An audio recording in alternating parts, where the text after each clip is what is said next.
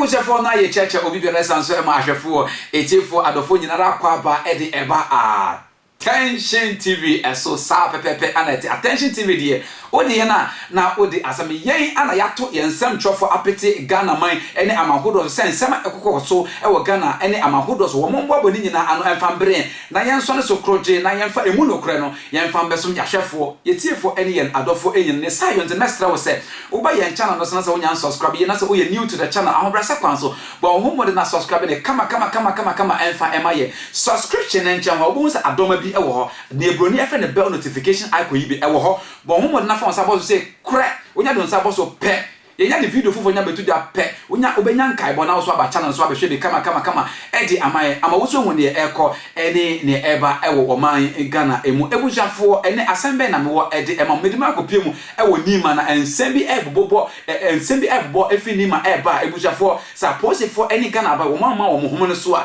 ne besi no enye yie kra na Ebusefo na yembo enra Nima na asembi efi ho no ba enya asem keto na obi biara wo oman Ghana ma na se obi biara watena enkranda de yenyina yene mu se Nima de eye no nonsense town eya sworden town wati ase o na ebitu aka say yaro ni ben so no yaro bekeji Ghana wati ase Nima de in fact ho tena ho asetena de enya asem keto woni nya de ya wontimi entena Nima yenyina nim se oba oman Ghana ma na se oba enkran pupuni mantemu a ni etense afi biara enkranfo eye Homowo enya asem keto afi Homowo so ebra so se wo mode ehye so enya asem keto na ye de mu kopi mu Nima Homowo anam so man to kobi si wo Nima mpotem ho enya asem keto na ebusefo ebra me ma meka sa nya tete bidi ma kopi mu Nima na akọji asem no ntirimo na yaba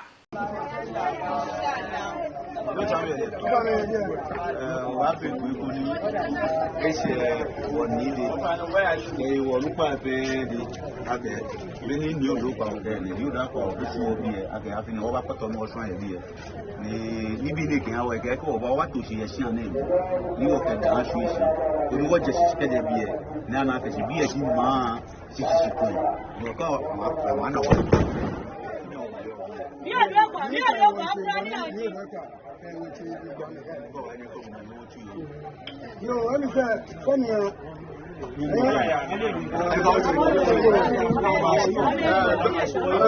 Yo, baby, kusuli wonu oba here. Oba fe kusu okan de. Dan wo ba swan here, oba je site de here. E ka gbe wo yi ni mama mi. Ko ke kusu suesi lu oje sipe ke ya. Agbene ke le ha wo gbe because bi ele bo bi e.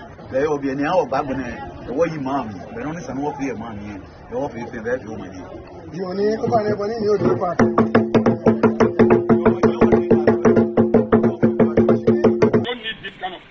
Right now in our community, Homowo or whatever, or quickly.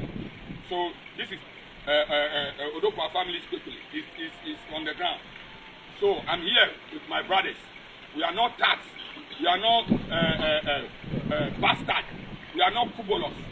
We are officially youth of Nima, concerned youth of Nima.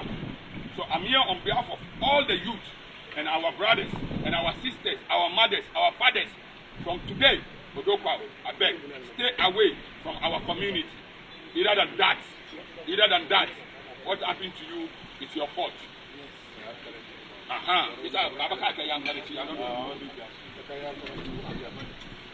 So, like we want to translate what I said in Ga. So come and speak.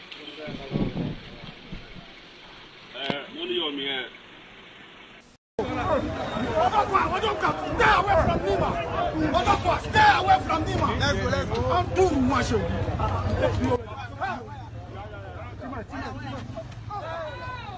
Ebusefo sa pepepe ana ete yakoti ensema ekoso ewo Nima na mede ensema nyina ebesi ede amamia mede ensema yibro meeting ara eni Jacob net enchakese pa enko emfa emamia nkasa me boss ne odidi no omabibi edie odi for back to back Prophet Eric Akwesi encho no ano yesofo penya oda asafo eye God's Revelation Ministry ano sa pepepe ana ete enchakese pa enko ensa mama Queen Vasti sa pepepe ana ete enchakese pa enko emfa ema the only beautiful woman in God's Revelation Ministry. Na nkopon hia papa ha na mede ensem nyina besi edi amomia mede ensem yibro medin ara en Jacob net makramo papa.